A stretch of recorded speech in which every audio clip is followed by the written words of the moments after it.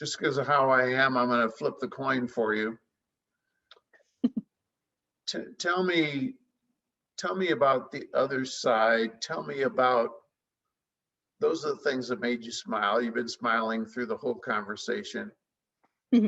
Tell me about more, maybe one or two painful memories. Oh man, I was thinking about these and you're gonna make me cry.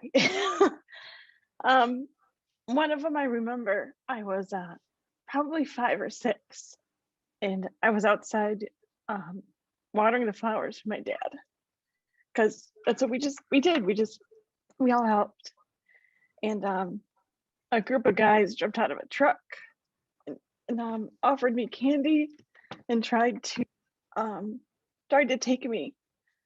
And I remember meeting with a police officer afterwards, describing the guys in the truck, and they said that they had taken other children that week, but I was able to get away.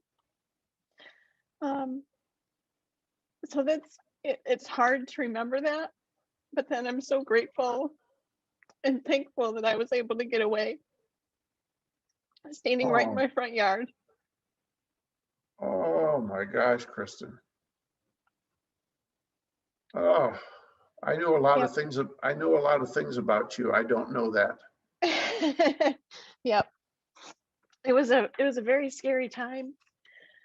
It took me a while to go back out and water the flowers, but I remember my mom yelling at my dad, saying, "Why did you let her do that alone? She's only 5 or 6. You can't just let the kids outside alone." My dad was a teacher in the schools right down the street, and he figured that it was, some of the kids in the high school. We never found out, but that was pretty scary. It was pretty scary. Gosh.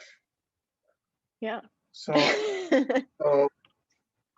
other than it still makes you cry to think about it and to think about how dangerous that was,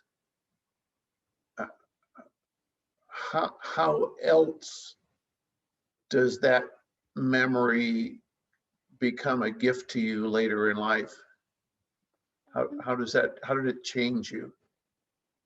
Right. I'm more grateful for family. I've probably watched my kids too much now. They're probably saying I'm crazy. I'm always, so it probably made you a different mom.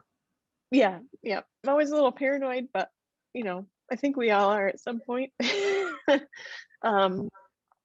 So just always keeping that extra ear or eye out for the kids, whether they're my kids or the other kids running around the street here. Always watching for people we don't know or a car you don't know, just to see what's going to happen. So. Wow. Thank you. Yeah. That's quite a foundational memory to carry with you. Yep. It's crazy. I can still see the truck today, and I was 5 when it happened. So. Okay. We're done with that. Move on. We're done with that.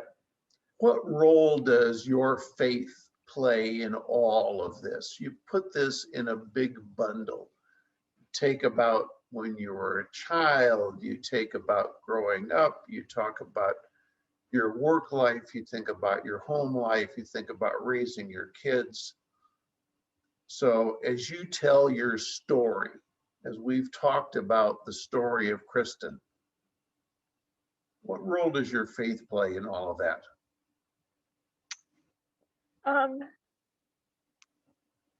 I think it's that I can, I don't know, it's not.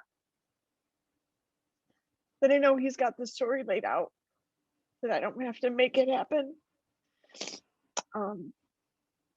Just trust, follow, and believe, and he's got the whole thing. It's a pretty comforting thought. Yeah. Except we're in the midst of it. It's hard to be patient and wait, but it always comes together. You see it afterwards most of the time. You don't see it in the middle of it, but It always comes together. That takes a lot of trust. Yep. And patience sometimes. I'm not good at that. But you've seen it play out. Yep. Yep.